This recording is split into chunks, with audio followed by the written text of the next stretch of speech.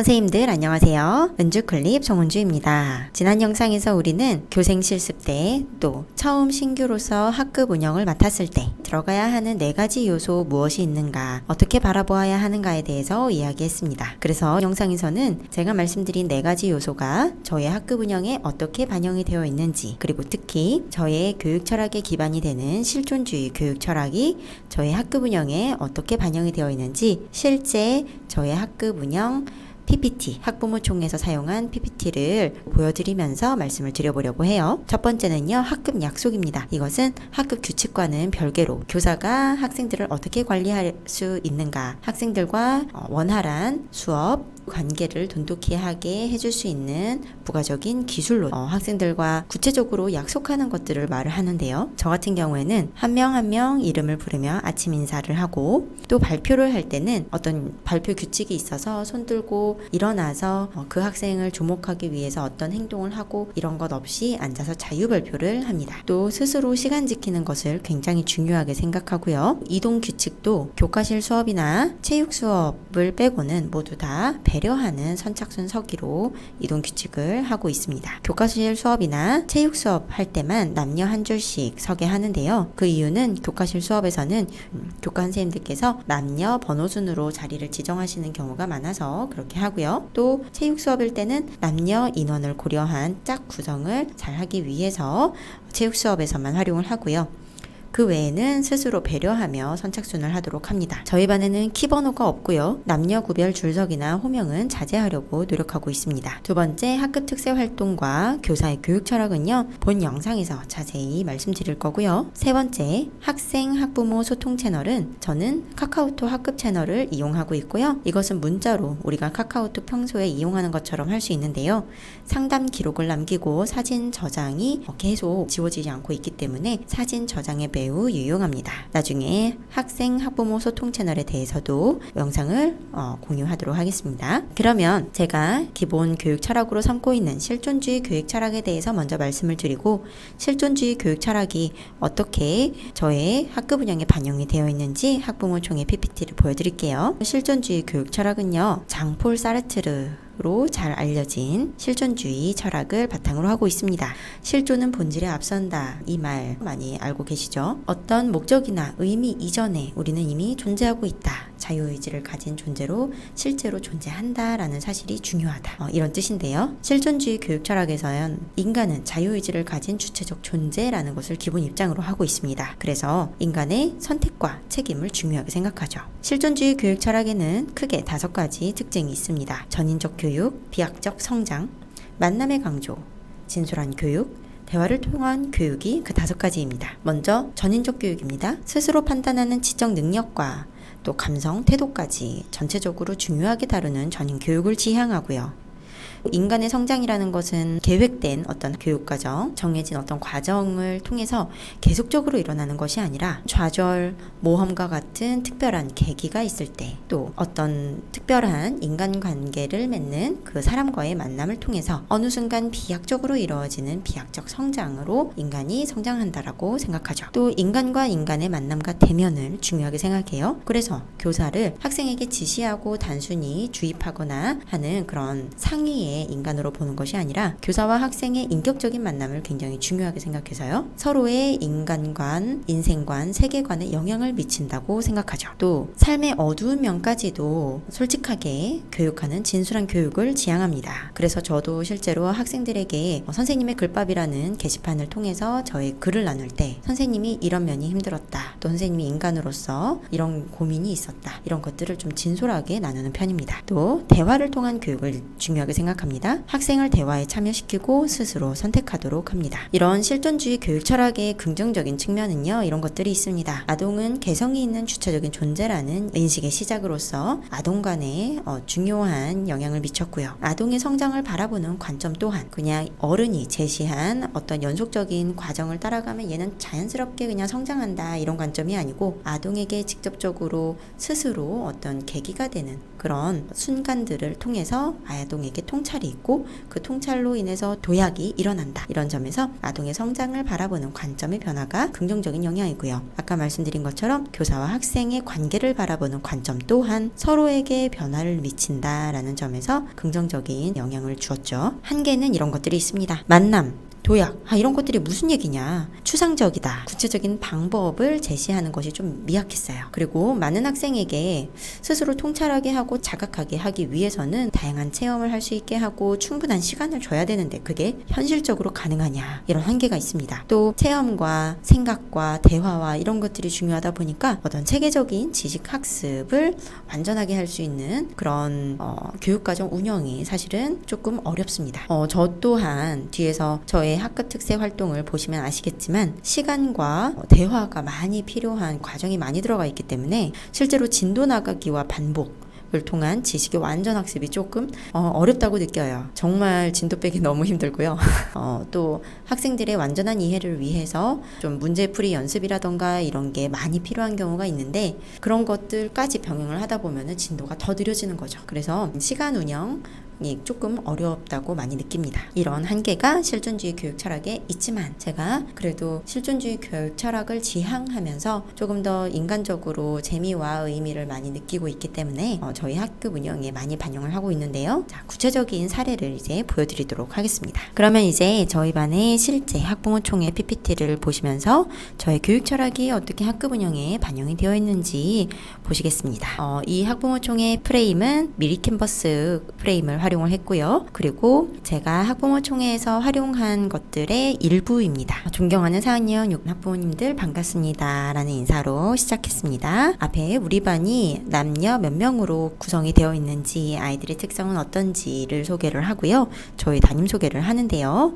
저희 특성, 글쓰기, 책, 아이들과 놀기 좋아한다 라는 것과 교육으로 추구하는 인간상, 깨어있는 자유인간을 추구한다 라고 먼저 말씀을 드립니다. 그리고 지향하는 교실의 모습을 아테네 학당이라고 말씀을 드립니다. 초등학생에게 아테네 학당이 무슨 말이냐 라고 생각하실 수도 있지만 저는 실제로 이렇게 특색 있고 다양하게 어우러져서 논의하고 있는 사람들의 모습을 아이들 또한 교실에서 그대로 할 수 있다라고 생각을 하고 있기 때문에 이런 모습을 지향한다고 학부모님들께 말씀드리고요. 저는 이렇게 대화와 논의로 학생들이 자기다운 자유의지를 가진 인간으로서 책임지는 삶을 살게 하겠다라고 말씀을 드립니다. 저희 반은 보상제는 없고요. 자율권이 있습니다. 자율권이 있다라고 처음에 아이들에게 이야기를 했더니 선생님 자율권은 어떻게 얻어요? 라고 저희 반 아이가 물어보더라고요. 그래서 자율권이라는 건 얻는 게 아니라 원래 너희들에게 있는 것이다 라고 이야기를 하고서 그 아이가 조금 이런 느낌이 있었어요. 그래서 저는 아이들이 원래 가지고 있는 자율권을 많이 보장을 해주고 실천을 할 수 있게 하려고 노력하는 편입니다. 허용, 존중, 책임이 제가 항상 기억하려고 하는 저의 학급 운영 키워드입니다. 이 그림은 작년에 저희 반 아이들이 제가 디지털 페인팅을 한다는 거를 알고 그림을 그려달라고 해서 아이들에게 그려준 그림입니다. 아기 호랑이를 그려주고 어려도 호랑이는 호랑이다 라는 문구를 적어주었는데 아이들이 이거를 받고 굉장히 좋아했어요. 어려도 호랑이는 호랑이다 라는 말은 너희들 또한 호랑이이기 때문에 선생님이 너희들을 존중하겠다라는 의미로 적어준 거였는데 아이들이 굉장히 좋아해서 올해는 어린이날 선물로 아이들에게 선물을 했습니다. 또 우리 반 특색 교육활동과 함께 우리 학년 특색 교육활동을 소개를 하는데요. 우리 반 특색 교육활동만 간단하게 보여드리자면 이런 활동들을 합니다. 우리 반 특색 교육활동으로 글밥공책과 어휘학습으로 문해력을 기르는 활동을 한다 라고 작년에 했던 것을 보여드리는데요. 어휘표의 경우에는 아이들이 한 달 동안 또는 2달 동안 교과서 공부를 했지만 그래도 모르는 어휘들이 있거든요. 그것을 아이들에게 직접 리스트를 받아서 제가 그 뜻과 예문을 찾아서 같이 공부를 하고 한 달에 한 번씩 어휘 골든벨을 하는데요. 올해 같은 경우에는 어휘표가 훨씬 더 발전을 했어요. 또 작년 같은 경우에는 국어사전 찾는 법을 더 자세히 배우고 나서 아이들이 스스로 찾게 했는데 올해 같은 경우에는 4월부터 두 번째부터 아이들이 직접 태블릿 PC를 활용해서 어휘를 검색하고 그 문맥에 맞는 어휘를 찾는 방법을 익히면서 문해력 기르기 활동을 하고 있습니다. 글밥공책은 매일 밥 먹듯이 우리가 또 글밥을 쓰면서 성장을 하기 위한 그런 공책인데요. 생각공책 운영하시는 것이라고 생각하시면 되겠습니다. 또 다음으로 학생 종합 분석 기록 개별 리포트가 우리 학급의 특색입니다. 학생들마다 올해 같은 경우에는 27명, 개별 리포트를 학교 평가 통지표와 별도로 이렇게 A4 용지 2-3장에 걸쳐서 그 학생을 한두 달 정도 관찰한 기록을 개별적으로 이렇게 써서 보내드립니다. 그러면 아이들이 선생님이 자신의 생활을 어떻게 생각하는지, 또 부모님들은 아이의 학교 생활이 학기 중간 시점에 어떻게 보여지고 있는지 이런 것들을 같이 나누실 수 있기 때문에요. 부모님들의 반응이 특히 좋은 교육 활동입니다. 이걸 쓰기 위해서는 아이들이 한 달에서 2달 정도 본 그 단원 평가, 수행 평가 기록과 아이들의 교우 관계 조사 활동 했던 것들을 다 종합해서 써야 합니다. 그래서 한 학생당 거의 2시간 정도씩 걸려요. 그래서 이거를 30명 정도를 다 하려면 한 달 정도가 걸립니다. 그래서 제가 원래는 예전에는 매달 단원 평가를 할 때마다 작은 종이로 이렇게 프린팅을 해서 아이들에게 알림장을 붙여줬었는데, 이거를 조금 내용을 붙이고 자세히 하다 보니까 이렇게 내용이 길어졌고, 또 작년 같은 경우에는 30명이 넘고, 그래서 아이들의 인원수가 예전보다는 많아졌다 보니까 한 달에 한 번씩 하기가 굉장히 어렵더라고요. 원래는 월간 리포트였거든요. 그래서 지금은 학기 중에 2번 내보내고 있습니다. 그리고 선생님의 글밥이라고 해서요, 이학습터 게시판에 선생님이 솔직한 글을 적는 게시판을 따로 운영합니다. 선생님의 글밥 게시판 운영 원칙도 저에게 있습니다. 어휘는 4학년 수준에 맞춰 쓰지 않고요, 제가 쓰는 칼럼과 문화 비평, 또 블로그 글 골고루 게시합니다. 또 학생들의 실명을 쓰지 않고 필명을 씁니다. 학생들의 글을 빌릴 때는 반드시 허락을 받아서 씁니다. 세계시민학교에 소속된 강사이기도 하지만 거기에 좋은 프로그램들이 있어서 우리가 꿈꾸는 교실의 공모에 참여를 해서 예산을 받아서 세계시민학교에서 하는 교육 프로그램을 같이 학급에서 운영할 수 있도록 합니다. 또 계절별 신춘, 신하, 신추문예라고 해서요, 밖에서 아이들이 그 계절에 바뀐 자연을 만끽하면서 시부문, 수필부문, 동화부문으로 글쓰기를 하는 시간을 갖습니다. 제가 YTN 라디오에 나갔을 때 아이들이 어떤 사람으로 크면 좋겠느냐라는 질문을 받아서 아이들이 계절의 변화를 잘 알고 마음의 변화를 잘 아는 사람이 되면 좋겠다라고 말한 적이 있는데요. 이런 바람을 담은 교육 활동이라고 보시면 됩니다. 이렇게 글을 쓰고 나서는요, 신춘문예잖아요. 당선자가 있겠죠. 그래서 이런 식으로 아이들에게 상을 줍니다. 작년 같은 경우에는 아이들이 쓴 글을 미리 캔버스의 예쁜 그 종이에 제가 따로 쳐서 거기에 작은 상 스티커처럼 붙여줬는데, 올해는 상장을 따로 뽑아서 아이들의 글에 그대로 붙여주거든요. 그래서 미리 캔버스에 있는 스티커 프레임을 이용을 해서 이렇게 상을 좀 예쁘게 만들었더니 집에서 코팅을 하시거나 액자로 만들어주시는 부모님들이 계시대요. 그래서 아이들도 좋아하고요. 당선자는 모든 아이들입니다. 아이들마다 자기가 쓴 시나 글의 특성이 있기 때문에 그 특성을 반영한 상의 이름을 아이들마다 만들어주고요. 물론 신춘문예 대상, 신하문예 대상 있죠. 우수상, 최우수상, 장려상도 있습니다. 밑에 심사평도 이렇게 간단하게 적어줍니다. 그러면 한 줄이지만 아이들이 자기들의 그 작품의 특성이 뭐였는지, 선생님이 왜 이 상을 줬는지를 이해하기 때문에 아이들이 올해 정말 좋아하더라고요. 작년에는 말로만 해주고 상 이름만 적어줬는데 올해 이렇게 심사평을 상장에 적어주니까 반응이 너무너무 좋았어요. 아이들이 막 박수를 치고 막 환호성을 지르면서 시상식을 했었답니다. 학기말 인생학교는요, 아이들이 구글 슬라이드에 질문을 올리면, 질문 익명으로 올리면 그것에 대해서 저의 인생 경험을 담아서 솔직하게 답변해주는 시간입니다. 진도가 다 나가고 종업식을 하기 전이나 방학식 전에 시간이 있을 때 이렇게 해보니까 특히 작년 아이들 같은 경우에는 이 시간이 특히 좋았다고 하더라고요. 선생님이 자신들의 질문을 가볍게 생각하지 않고 진지하게 대답을 해줬다라는 거, 그리고 그냥 교과서나 선생님들에게 보통 듣는 그런 말들과 달라서 좋았다라고 하는 아이들이 많았습니다. 이렇게 학급 특색 활동을 소개를 전체적으로 하고 난 다음에는요, 제가 생활교육 철학과 또 교과교육 철학을 나누어서 말씀을 드립니다. 저의 생활교육 철학 같은 경우에는 나만의 색깔로 어울리는 우리들이라는 것을 지향하고, 그래서 책임감 있는 자유를 행하는 사람으로 성장하게 하기 위해서 이런 이런 활동들을 한다고 소개를 드립니다. 먼저 프리덤 라이터스 다이어리라는 책을 제가 감명 깊게 읽어서 아이들에게 익명으로 글을 써서 같이 나누는 활동을 많이 합니다. 필명을 아이들마다 자기 필명을 직접 짓고요. 그리고 제가 아이들이 쓴 글 중에 공유하고 싶은 잘된 글은요, 그 아이가 누군지는 이야기하지 않고요, 필명으로 그 아이의 글을 읽어줍니다. 그러면 아이들은 그게 누군지는 모르지만 그 아이의 글을 굉장히 진지하게 듣고 피드백을 줍니다.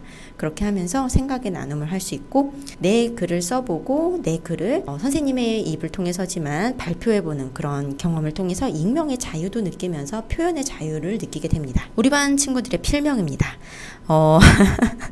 정말 다양하죠? 필명은 또 중간중간 바꿀 수 있어요. 자기가 누군지 들킨 것 같다 하면 또 바꿀 수 있고, 또 마음에 드는 게 생겼다 하면 또 바꿀 수 있는데요.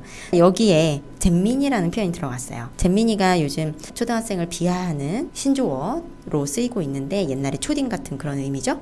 아이들이 잼민이라는 표현을 썼는데, 저는 여기서 잼민이라는 표현은 쓰지 마라 라고 하지 않고 일단은 받아들였습니다. 필명이니까, 자유로우니까. 그러고선 이제 잼민이에 관한 생각을 저의 글로 써서 아이들에게 선생님의 글밥 게시판에 나누었습니다. 그 글이 궁금하신 분은 제 블로그에도 있으니까요, 블로그에서 한번 잼민이가 잼민이 한다라는 글을 찾아보시면 좋을 것 같습니다. 다음은 교과교육 철학입니다. 저는 기본적으로 실제 삶과 이어지는 지식을 굉장히 중요하게 생각합니다. 실제성 있는 교육을 제일 중요하게 생각하는데요. 그래서 사회시간, 수학시간에 최대한 실제적인 자료를 우리가 일상생활에서 사용하는 것을 학습 자료로 활용을 하는 편입니다. 아이들이 사회시간에 만약에 합리적인 의사결정을 배웠다 그러면 실제로 아이들에게 또래 학급 운영비 10만 원을 너희들에게 권한을 주겠다, 크리스마스 파티 계획을 공모전을 해보자 해서 아이들이 그 파티 계획을 공모전을 해서 아이들이 직접 투표를 하죠. 그러면은 1등으로 뽑힌 그 모둠이 한 계획대로 크리스마스 파티를 했습니다. 이렇게 자신들이 배운 것을 실제